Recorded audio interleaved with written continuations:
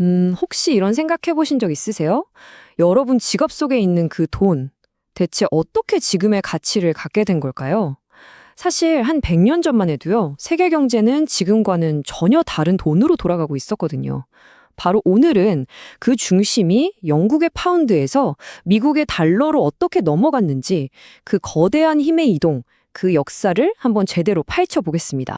자, 그럼 바로 본론으로 들어가 볼까요? 우리가 매일 쓰는 돈, 그리고 이 거대한 세계 경제 말이에요. 이 모든 걸 움직이는 어떤 기준이 있을 거잖아요. 그 기준은 과연 누가 어떻게 정하는 걸까요? 왜 하필이면 어떤 특정 나라의 돈이 전 세계의 대표 화폐, 그러니까 기축통화가 되는 걸까요? 지금이야 뭐 당연히 달러가 중심이라고 생각하지만요. 이게 사실 상상하기가 좀 어려울 수 있는데 거의 100년이 넘는 시간 동안 전 세계 경제는 영국 파운드화를 중심으로 돌아갔습니다. 네, 바로 그 파운드화요. 도대체 어떻게 그게 가능했을까요? 바로 그 이유를 파헤쳐 보는 것, 이게 오늘 이야기의 시작입니다. 좋습니다. 그럼 먼저 이 파운드화가 그야말로 왕으로 군림하던 시절로 한번 가볼게요. 때는 19세기와 20세기 초반, 대영 제국의 심장부로 시간 여행을 한번 떠나보죠. 대영 제국의 그 어마어마한 힘은요, 그냥 우연히 만들어진 게 아니었습니다. 한번 보세요. 전 세계 땅의 4분의 1을 차지했고요. 바다 위의 모든 무역과 배송을 장악했죠. 런던은 뭐 말할 것도 없이 세계 금융의 중심지였고요. 그리고 이 모든 걸 지키는 막강한 해군까지. 바로 이 네 개의 강력한 기둥이 파운드화를 말 그대로 전 세계 무역의 공용어로 만들어버린 겁니다. 그리고 이 막강한 힘을 뒷받침하는 아주 결정적인 시스템이 하나 있었어요. 바로 금본위제라는 건데요. 이게 뭐냐면 당신이 가진 모든 파운드 지폐는 언제든지 실제 금으로 바꿔줄 수 있다는 약속이에요. 생각해보세요. 정말 대단한 약속이죠.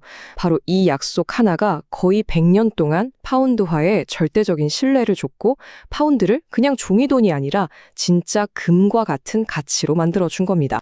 하지만 여러분도 아시다시피 영원한 제국은 없잖아요. 곧이어 인류 역사상 가장 끔찍하고 파괴적인 두 번의 세계 대전이 터지면서 이 견고해 보였던 모든 질서가 그야말로 뿌리부터 흔들리기 시작합니다. 이 타임라인을 한번 쭉 보세요. 전쟁의 대가가 얼마나 무서웠는지 한눈에 보입니다. 1914년 1차 대전이 터지면서 영국은 엄청난 빚을 지기 시작하고요. 불과 3년 뒤인 1917년에는 역사상 처음으로 미국의 돈을 빌리는 채무국이 됩니다. 그리고 1939년 2차 대전이 터지면서 영국의 남은 부는 그야말로 바닥을 드러내죠. 결국 1945년 전쟁이 끝났을 땐 영국은 사실상 파산 상태에 이르게 됩니다. 정말 순식간이었죠. 그러니까 핵심은 이거예요. 전쟁 이전과 이후 영국의 상황이 완전히 180도 뒤바뀌어 버렸다는 겁니다. 세계의 공장이라 불리던 산업 기반은 무너졌고 그 많던 금은 다 사라졌어요.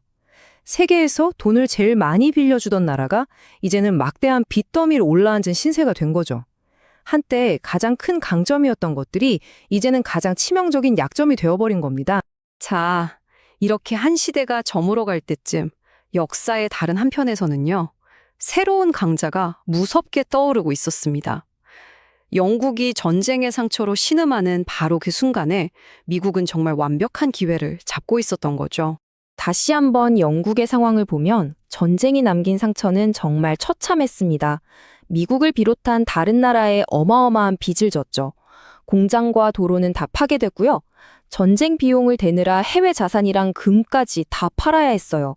이러니 파운드화에 대한 국제적인 신뢰가 남아있을 리가 없었겠죠. 그런데 바로 그 시각, 바다 건너 미국은요, 완전히 딴 세상이었습니다. 본토는 전쟁 피해가 거의 없었거든요. 오히려 동맹국들한테 무기랑 물자를 팔면서 엄청난 돈을 벌어들였죠. 순식간에 빚을 진 나라에서 세계 최대의 채권국으로 바뀌었고 전 세계의 금을 말 그대로 진공청소기처럼 빨아들이면서 새로운 초강대국으로 떠오른 겁니다. 자, 이 숫자 하나가 모든 걸 설명해 줍니다. 70% 이상. 2차 세계대전이 끝났을 때 전 세계 공식 금 보유고의 무려 70% 이상을 미국이 가지고 있었다는 거예요.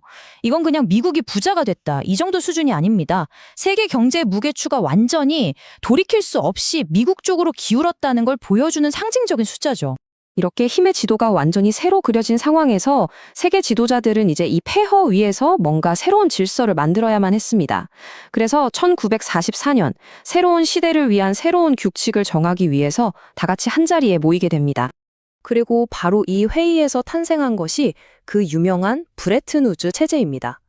이건 그냥 여러 나라가 모여서 맺은 평범한 협정 같은 게 아니었어요. 이건 사실상 미국이 펜을 쥐고 앞으로 수십 년 동안 이어질 세계 금융의 룰북을 완전히 새로 쓴 그런 역사적인 순간이었던 겁니다. 이 새로운 시스템의 핵심 규칙은요, 놀랄 만큼 간단 명료했습니다. 딱 2단계예요. 첫째, 미국 달러의 가치를 금에 딱 고정시킨다. 35달러를 가져오면 금 1온스를 주겠다고 약속하는 거죠. 둘째, 다른 모든 나라들은 자국 통화의 가치를 바로 그 미국 달러에 고정시킨다. 자, 이게 무슨 뜻일까요? 이제 금이 달러의 가치를 보증하고 그 달러가 전 세계 모든 통화의 가치를 보증하는 새로운 피라미드 구조가 만들어진 겁니다. 이로써 모든 게 공식화된 거죠. 달러가 명실상부한 세계의 기준 통화가 되는 겁니다. 어떻게 보면 이 브레튼 우즈 협정은요, 세계 기축 통화라는 왕관을 영국의 파운드 머리에서 벗겨서 미국의 달러 머리 위에 씌워주는 그런 공식적인 대관식이나 마찬가지였어요. 자, 그렇다면 파운드의 시대가 저물고 달러의 시대가 열린 이 거대한 역사의 전환, 이게 우리에게 말해주는 궁극적인 메시지는 대체 뭘까요? 이 표를 한번 보세요. 두 나라의 성적표를 딱 놓고 비교해보면 사실 답은 너무나 명확합니다. 산업력은 미국이 압도적이었죠. 전쟁 피해는 영국이 훨씬 컸고요. 금 보유고는 말할 것도 없이 미국이 세계 1위. 당연히 국제적인 신뢰도 미국 쪽으로 쏠릴 수밖에 없었겠죠. 모든 지표가 이제 다음 시대의 주인공은 미국이다라고 말하고 있었던 겁니다. 어쩌면 이 거대한 전환은 피할 수 없는 필연적인 결과였을지도 모르겠네요. 결국 이 모든 기축 통화의 역사를 딱 한 문장으로 줄이면 이렇게 될 겁니다. 가장 많은 총과 공장, 그리고 돈을 가진 나라의 화폐가 세계의 기준이 된다. 네, 결국 경제력과 군사력, 그러니까 순수한 힘이 그 나라 돈의 운명을 결정한다는 거죠. 아주 간단하고도 명확한 진실입니다. 그리고 이 모든 과거의 이야기는요, 바로 지금 우리 시대의 가장 중요하고도 흥미로운 질문으로 이어집니다.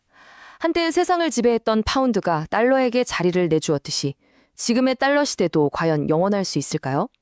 역사는 분명히 말해주고 있거든요. 그 어떤 경제 질서도 영원한 것은 없다고요. 그렇다면 질문은 이겁니다. 달러 다음은 과연 무엇일까요?